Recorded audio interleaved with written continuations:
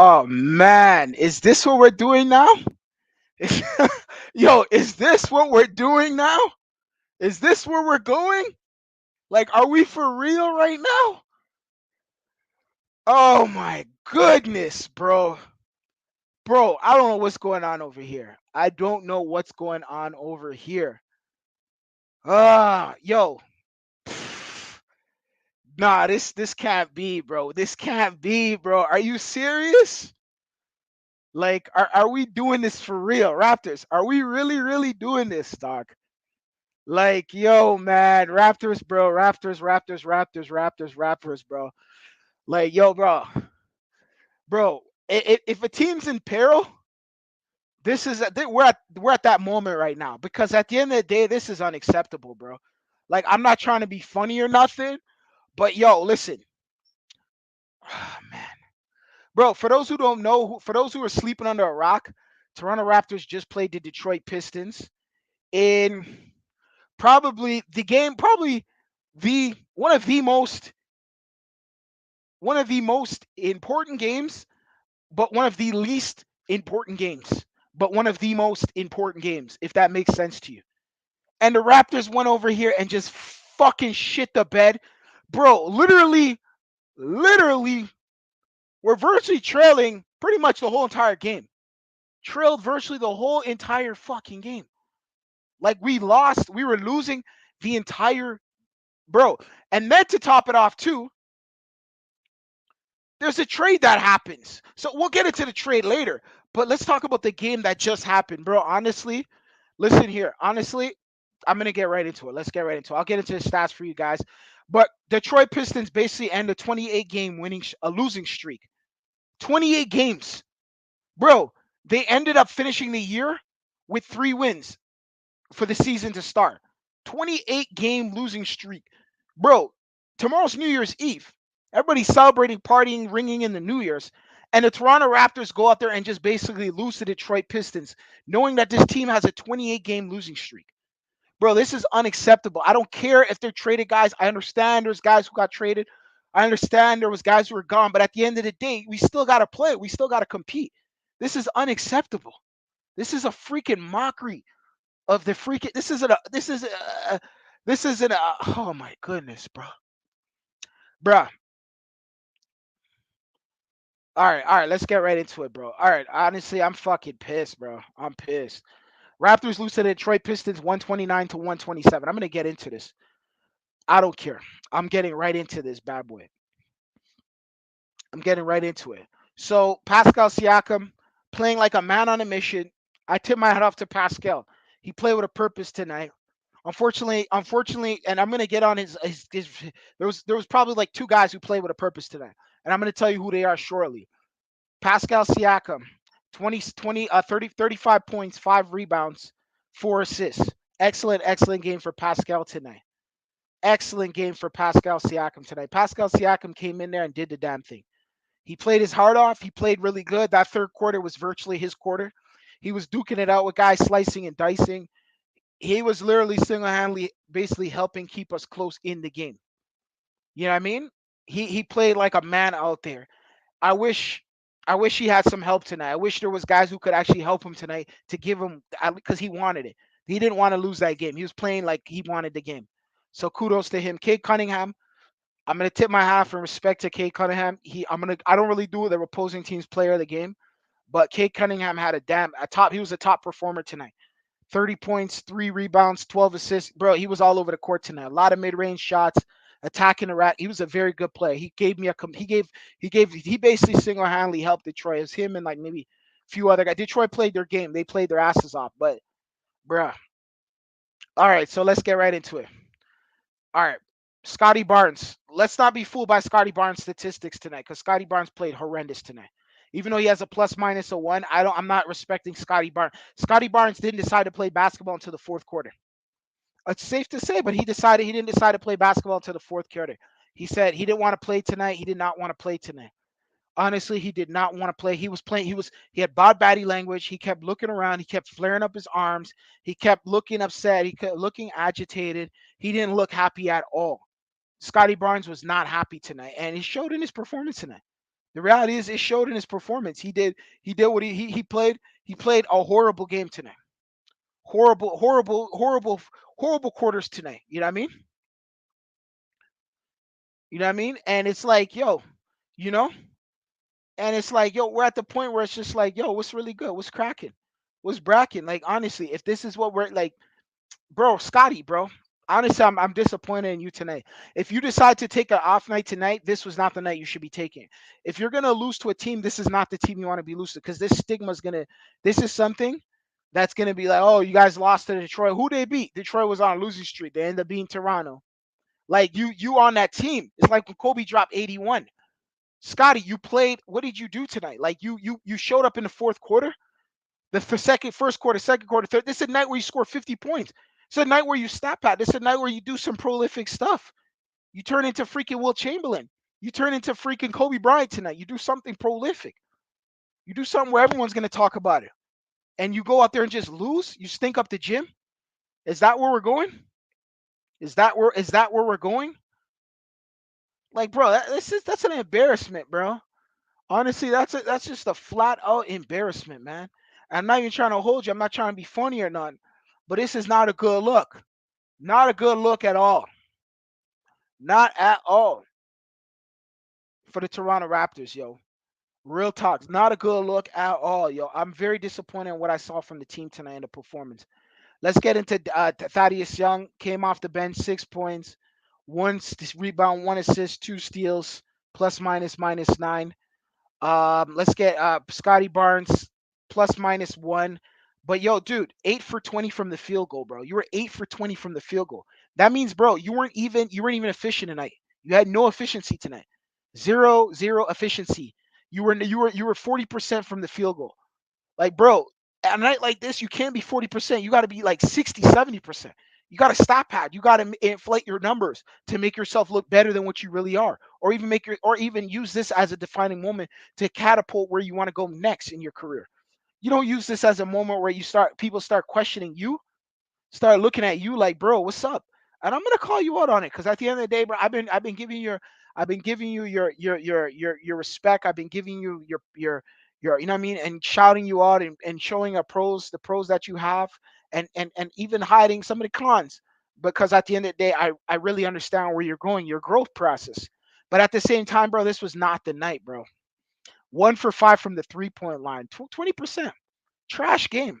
Yakapurto, bro, 34 minutes, 4 points, 4 rebounds. We need another big man because at the end of the day, listen, I get the trade just happened. I get that. I get that. The whole 9 yards, the whole shebang. The trade occurred. Yes, I see it. Yes, I do understand it. 8.88 plus 8 minus. You know what I mean? We need some more bigs. We got to get bigs. Uh, Dennis Schroeder played really good tonight. Dennis Schroeder played a man with a mission. Excellent game for Dennis Schroeder. 36 minutes, 30 points, 0 rebounds, 9 assists. Excellent game. 11 for 18 from the field goal. 6 for 11 from the 61% from field goal. 5 for 5 from the 3 point line. Plus minus 8. You know what I mean? Only thing I didn't like about Siakam tonight was his free throws. There was a lot of pivotal, I thought, good free throws that he could have hit that could have got us into the game. Gary Trent, kudos to Gary. Gary came out there. Gary came out there guns blazing tonight. Utmost respect for Gary tonight. Gary played like a man on a mission. Gary was probably, if not for Siakam, Gary was the next bright star on the team. Gary, Dennis, and Siakam were the top three. Unfortunately, not enough. If we had Scotty playing the way he was supposed to play early in the game and stop pouting and looking all sob story and sad and flaring your arms up and complaining at the ref and not running back on defense, we'd have probably won this game. We would have probably won the freaking game, bro. But unfortunately, that didn't happen. Not tonight. That did not happen tonight. So plus minus 4. Jalen McDaniels. I don't even know what this dude was doing. Nothing for me tonight, bro. 2 points. He didn't do anything. 1 rebound. Chris Boucher, nothing. I didn't like Chris Boucher tonight. He missed some free throws that I'm just not happy about, bro. I didn't like what I saw from Chris Boucher. 4 for 6 from the free. You were missing free throws, bro. And I'm not happy about that shit. You got to start hitting your free throws, buddy. Otto Porter, 7 minutes, 0 points. And Thaddeus Young, I already told you about him. And that was basically in a nutshell. Like, dude, like Christian Koloko all of a sudden is off respiratory. So why isn't he playing? We had Grady Dick there, coach's decision. We got to play some Grady Dick. Like, dude, what are we fucking doing, bro? Like, I'm at that point where I'm starting to curse and stuff because it's just like, yo, what do we do out there? Like, we didn't do anything out there. We literally stunk up the gym. We came in there and we lost to the Detroit Pistons. You see what I'm saying? On the day of the trade, the big announcement came. Toronto Raptors ended up trading OG Anunoby, Precious Achua, and Malachi Flynn for what do you call it? Quickly and Mississauga's very own RJ Barrett. And we end up and we like, come on, bro. Like, what are we doing, bro? Like, real talks, bro. What are we doing? Like, bro, this is like, bro, there should be some more trades going on. Honestly, I'm not trying to be funny or nothing, but the right price might even have me flip on Scotty Barnes.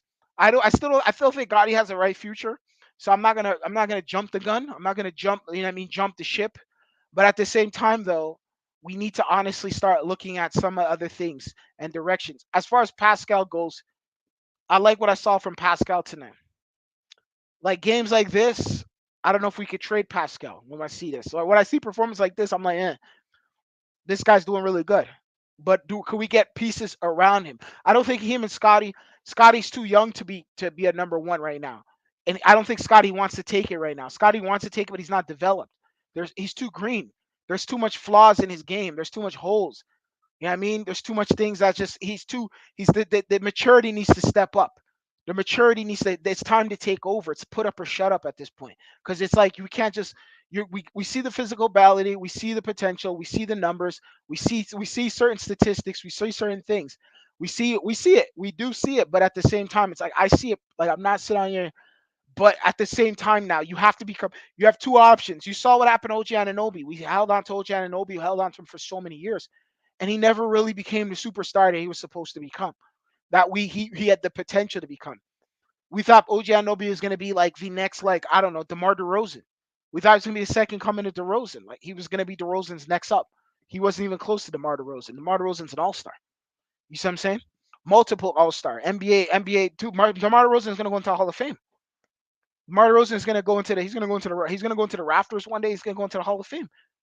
That's what we thought he would be of something of that ilk. He didn't become that. He didn't become that at all. He was very inconsistent. Didn't have the explosivity. Didn't have the game like Demar. He had some good defense, but that's just, and then he had some solid offense, some good old offense. Not bad, not bad at all. You know what I mean? But that's why he got traded. Precious Achua, you already know what it is. He can't play big. He doesn't play big. He's very inconsistent. He has soft hands. Some nights he can give you something. Some nights there's nothing there. So he had to go as well. He got traded as well. Then we have our boy over here. What's his name? And there's no improvement from Precious. I didn't see the improvement that I needed to see. Malachi Flynn, he gave us absolutely nothing. Malachi Flynn had nothing in the tank for us. And at the end of the day, that's why they got traded. Now RJ Barrett, on the other hand, what is he giving us? Yeah, he's from Canada. Now he has something to play for. He's coming back home to where he's originally from, his childhood team, to play for his childhood team. So RJ Barrett, RJ Barrett, RJ Barrett has two ways to go. RJ Barrett could either become what he's supposed to become, which people expect him to become, all-star, NBA all-star, and become one of the top premier players in the NBA, or he's just going to be an average average. And that's it. And then that's it. And then he'll be traded from team to team to team to team. That's the only option. And then quickly, he's coming off the bench. He's going to give us instant scoring. So he's going to give us a nice look off the bench. And that's basically that. That's that. You see what I'm saying? That's that. Now, the problem that I see with the Toronto Raptors is this. Cade Cunningham is over here dropping buckets. He's putting up numbers. He's scoring. Cade Cunningham is scoring. He's putting up numbers. Like Cade Cunningham was we couldn't stop him. We didn't have no option to stop him. Like we couldn't stop Cade Cunningham.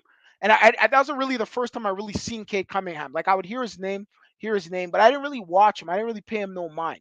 You see what I'm saying? Because at the end of the day, their team is trash. They're not our competition. But it seems like they are our competition now. Cade Cunningham is a good player. I saw a lot from Cade Cunningham there that I was very impressed with. I was like, for the first time, I hadn't seen him since Oklahoma. Like when he went to Oklahoma State, I saw him there, and I was like, he's pretty good over there. I still thought he was all right, but at the same time, when I see in the NBA now, I see a good player. I see a really good player, a good player who has a good all around game. He has a very good all-around game. He would be a great player, a great player to have on our team. But at the end of the day, we're not going to get him, of course. But that was the problem. We couldn't stop anybody. We basically trailed. If you look at it, we were trailing. Like we held like what, a 1 or 2 point lead. That was as far as it went, and then we trailed. We were virtually trailing throughout the game. We had a couple of leads early in the game, like early few minutes, but we trailed. We trailed, and that's why we were able to win. This is why we humiliated ourselves and basically got the most embarrassing loss in NBA history. Because at the end of the day, there's no way in hell Detroit should be able to beat us. Like, there's no way in hell Detroit should be able to beat us. Detroit shouldn't even be in our fucking competition. And that's just the reality of things. Detroit is not our competition, bro. But the Raptors, leave it up to the Raptors to let the Detroit Pistons come over there and make history. I seen it with Kobe Bryant when he dropped 81, humiliated the Raptors, and I see it again. Kobe Bryant did that stuff in 2006, January of 2006. Raptors lose to Detroit Pistons. What do you call it? 2023 in flipping, what do you call it? What's this date called over here? No, sorry, December 30th. I'm tripping. December 30th. So like, what do we, bro? It's a sad day in Raptors land, bro. Honestly, it's a fucking sad day, bro. It's a sad day. Yeah, it's sad. Some people are sad to see OG and 9B go, but it's a business. Whatever. Who cares? I don't really care. He wasn't our star player. He was a good player, but he wasn't our star player. And at the end of the day, I had my issues with OG with the inconsistencies, and that was one of the biggest problems I had with him. You know what I mean? Like, that was one of my biggest problems I had with this guy. You know what I mean? Like, the inconsistency. I wanted certain things from him that he wasn't able to give to us. And there were certain things that we have expectations that we should hold ourselves accountable for. Now, as far as losing to this team is very embarrassing. I don't think it was a good idea. Now the league is going to be talking about it. Yeah, for whatever people forget about it. Of course, it's basketball. They're bound to beat somebody. It's the NBA. You're gonna lose. You could lose any given night. But at the same time, though, it's kind of like, bro, we should have never lost to them. You know what I mean? You feel me? We should never lost to them. We should have never lost to them at all. And that's something that I kind of don't like. And I'm upset about. I'm still upset, low key kind of upset about it. You know what I mean? Like, I really am kind of upset about it. But at the same time, it is what it is. Listen, guys, I'm hearing chatter about people are starting to say that they want the coach fired. You know what? I can't sit down here when I get it. You know what I mean? I still think give this guy a shot. He just got here. We can't jump the gun. You know what I mean? I'm not into jumping the gun. I'm not one of these guys who are gonna sit down here and be like, yo, we gotta get this guy, we gotta get this guy out of here. No, I'm not like that. I'm one of these guys who are realists. So, but I understand what people's frustrations. You see what I'm saying? I get why people are upset. I get why people want to fire the coach.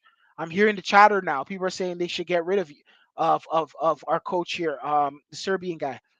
But at the same time, it's kind of like, you know what I mean? I'm still gonna wait it out. I'm gonna give him a year. I'm gonna give him a year. I'm gonna start valuing him next year. And but at the same time, though, it's a rebuilding status. Now, I mean, Scotty Barnes needs to step up his game. Scotty Barnes did not give us what we needed, bro. And that's just the reality of things, bro. Real talks. You know what I mean? Shout out to my guy, Logical. You know what I mean? Logical Raptor fanatic. When Fred Van Fleet and Nick Nurse weren't here, it wasn't going to be good. No, I see what you're saying. Fred Van Fleet would have never lost us that game. Fred Van Fleet would have never. We'd never lost that game with Fred Van Fleet on the court because he would have tried to take over the game and hit some big shots as well. You're right on that. We would have never lost the game. I agree with you, logical Raptor fan. I agree with you. I blame Scotty Barnes, like I said earlier. I think Scotty Barnes is the reason why we lost the game because he took 3 quarters off. He didn't give us nothing for 3 quarters. He waited until it clicked in his mind with like literally 5 minutes left that, yo, we might lose this game. And that's when he started to play basketball. And it's like, that's a no-no. That's a no-no. In basketball, bro, you got to be able to sit out here and be able to be consistent. Like, you can't sit down here and be like, yo, you can't be here and just be like, oh, I got it. You have to look at the sense of urgency when you're playing Detroit. Detroit is thirsty. They're hungry. This is like a person who hasn't had food in a long time. They're gonna do anything to get the food. They're gonna play now. They're gonna play in the system. They're gonna do everything they're gonna do, but they're gonna get the food because they're hungry. That's what Detroit was. They were super duper hungry. If you looked at the way they played really, really good. And they played really good. I was shocked at how good they played. But because they were so hungry. They were embarrassed. They were tired of being a laughing stock. And that's why they had to play this way. They play with a sense of urgency. Scotty Barnes was complaining the whole entire game, flaring his arms up, bad body language, looking at the ref, complaining, ref, man, ref. Like, you know what I mean? Sarge. Like, come on, ref ain't giving you that call. Move on, bro. You got a game ahead of you. He didn't run back to play defense. Many times he didn't run back. Barrett and Quickly are nice. No, I agree. Barrett is good, but Barrett is declining. Statistically, Barrett is declining as far as his shooting percentage goes and stuff like that. Barrett needs to step up his game. Barrett's at a great opportunity, but we're not going to hype up Barrett. Barrett needs to prove himself here because I saw what Knicks fans were saying, and I haven't been following the New York team. I've been following the Raptors only. So I'm not going to sit down and say I know what the Knicks, and I'm not going to sit down and talk about all the Knicks stuff that's going on, Nick politics. I don't talk Nick politics. I talk Raptor politics. You know what I mean? I don't get caught up in what's going on over there, up there in the state of New York. Yes, they're right beside each other. Yes, Ontario and New York are literally right beside each other. But at the same time, I don't get caught up in New York politics. I get caught up in Toronto politics. It's very simple. So Arjit's here now, so now he's caught up in the politics. Quickly, I heard he's a very good player. He can score off the bench. I heard that great things about him. So I'm looking forward to seeing what he can do for us off the bench. Yeah, exactly. Facts. You're one logical Raptor fan. You see what I'm saying. You see where I'm coming from. Like, dude, Scotty Barnes, you can't sit on here and freaking play 5 minutes within the last 5 minutes of the game and complain to the ref the whole entire time. We lost the game because Scotty Barnes wasn't stepping up. Pascal Siakam was slicing in. That third quarter was all Pascal Siakam. Pascal Siakam was looking like a freaking a sniper out there. He was looking like a freaking killer. And that's what I like to see. He looked like he had a sense of urgency. He understood that I can't lose to this team. Also Gary Trent too. Them guys started playing like, yo, we gotta win this shit. But the problem was, and Dennis Schroeder too. Dennis Schroeder had his moments where it's kind of a little bit sus, but at the same time though, he still kind of kept it going. And that's the thing, bro. Yo, Quickly is a legit enough PG to have better team. No, I agree with you. I haven't seen him play. Honestly, I've heard good things. I can only go off of word of mouth. I've not seen this. I've not paid attention in New York. The one time Rap played Knicks, he wasn't even playing. So I don't know what he's gonna give us. But I'm here for it though. I'm here for it. I'm gonna sit down and pay attention. You dig? Like I'm gonna sit down here and pay attention to Quickly. But at the end of the day, yo, there a lot of guys. Yes, a lot of guys trade values up now. Like Gary Trent, Pascal, Dennis. I think those three guys should stick around. I still think we just need some big men and maybe another guy. I think maybe a big man because it's be honest. Let's go. Jakob Pertl. He's the only big guy we have at this point. We don't have anybody else playing big. Um, what's his name? Uh, what's this guy's name over here? Precious Achiuwa didn't play big for us. Precious Achiuwa was playing when he wanted to play. It was like he kind of took games off, and I just wasn't liking the consistency I got from Precious. I like Precious too. I thought he could have been a good player, but he didn't give me what I wanted to see, bro. Yo, Maxi Tape. Uh, who Maxi Tape? What do you mean by Maxi Tape? What do you mean by that? Yo, logical Raptor fanatic. Talk to me. What do you mean by Maxi Tape? But anyways, yo, bro. Like I said before, honestly, that's where we lost the game. We got some good pickups. We got some big pickups. That are, you know what I mean? Are we gonna make that run? Are we gonna make that final Raptor run to go to the playoffs? You know what I mean? Are we gonna get to 500? Like I have yet. Like when are we getting to 500? We haven't got to 500 in a long time. You know what I mean? So it's kind of like these are things that we have to start thinking about. And then people are talking about firing the coach. Like I said before, I don't think it's the time to fire the coach just yet. I think that's a little too superficial. I think that's pushing it. I think that's a little bit too moving too fast. Let's slow down. Let's slow our horses. Quickly is the first a fast guard that can pass and do the thing. Yeah, I heard he could score too. Yeah, I heard he could score. Yo, bro, he'll be here. He's coming. Quickly will be here. I think. What's the next game we play? Who we play next? We play Cleveland next Monday. He should be here for Monday. I don't see why he can't pass a physical and dress up for Monday. He should be here for Monday. We'll probably have him in the lineup by Monday. If he's not on the lineup by Monday, then for sure by fucking Wednesday he'll be in the lineup. If he's not on the lineup by Wednesday he should be on the lineup. So we should be okay with him on the lineup by Wednesday. I'm looking forward to it, yo. Honestly, because yo, we got a disgusting road trip. We got Memphis, We got Kings, we got the Suns, we got the Lakers, we got the Clippers, we got the Jazz. Bro, we're gonna be on the road for 1, 2, 3, 4, 5, 6, 7. Oh no, 6 game. We go home and then we have a 6 game. 6 game. We got a 6 games in a row. We got to deal with. So we got quite a few games ahead of us. You see what I'm saying? So like, you know what I mean? Like we got to figure this out. We really have to figure this out. We really have to figure this out, yo.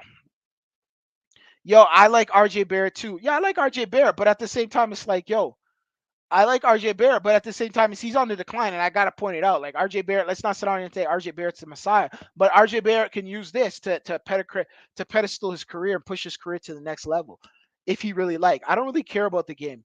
Nah, Liam, bro, I hear you don't care about the game, but it's embarrassing for us Raptor fans. You know what it is. You know what it is, Liam. Liam, you know this is an embarrassing loss. This is probably the most embarrassing loss in Raptors history. That's a deficit deal for OG and Precious. No, I agree with you. Yeah, yeah, yeah. But we need bigs though. We need bigs. I get it, but we need big men. Malachi Flynn was another one. We have to get rid of that guy. That guy was not giving us nothing.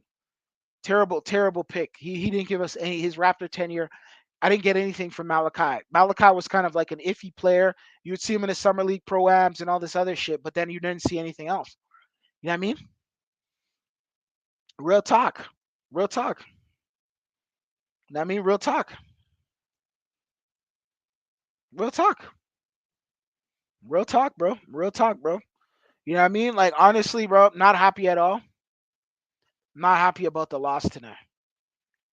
And it's something that, you know, I think it's gonna be a defining moment for the Raptors. A lot of guys are probably a lot of people. I'm not shocked if Masai makes other trades though.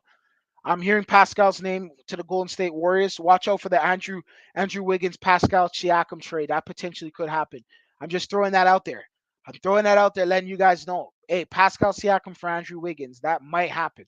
I think that could be the next one because then they might not pay Pascal the money that he wants to get. I don't think he's gonna get it from us at least, and we got to get something for him. So don't be surprised if Pascal. I'd be shocked if we got Pascal and Klay Thompson. That'd be crazy. That'd be a crazy. Andrew Wiggins and Klay Thompson. Now we got a different looking team here. We got a different looking team here.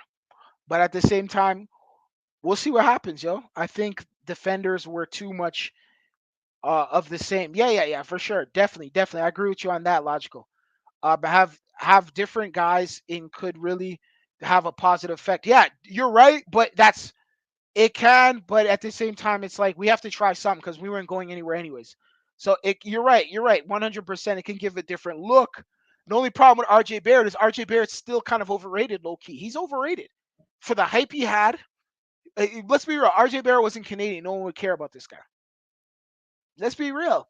If he wasn't Canadian, no one would care about him. The only reason why they're getting him is because he's Canadian, and on top of that, they think it will help boost him and help the team.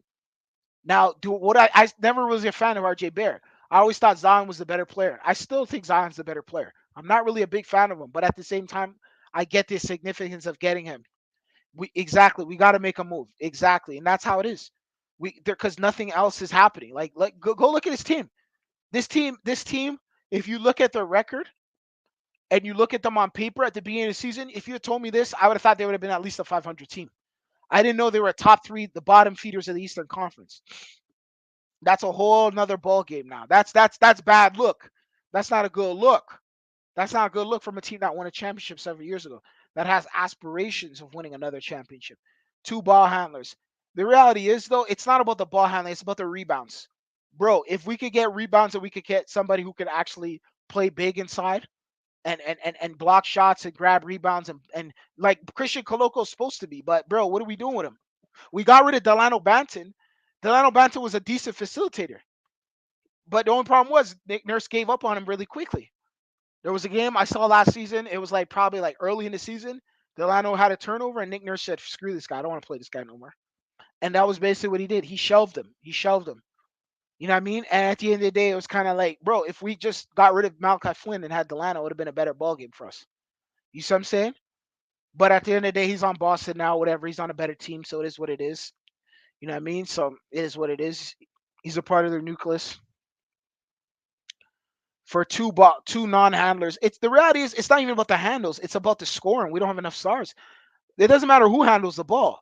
The reality is if we can get the ball in the back of the net, that's the most important thing.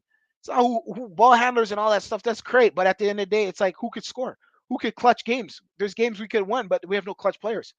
We have nobody who can end a game at the end of the game. We don't have anyone who can end, put somebody to puts the close the coffin when the game's over. You know what I mean? And that's one of the biggest problems. Not about ball handling and all this other stuff. It's rebounding, and we don't have closers. We need one more superstar. We need maybe a superstar, one more to two more superstars for us to really be able to fucking destroy the NBA like we did in the past. When we had DeMar DeRozan and Kyle Lowry, we were smashing the NBA left, right, and center every weekend. Every night we crush every team. That's because we had two all-stars.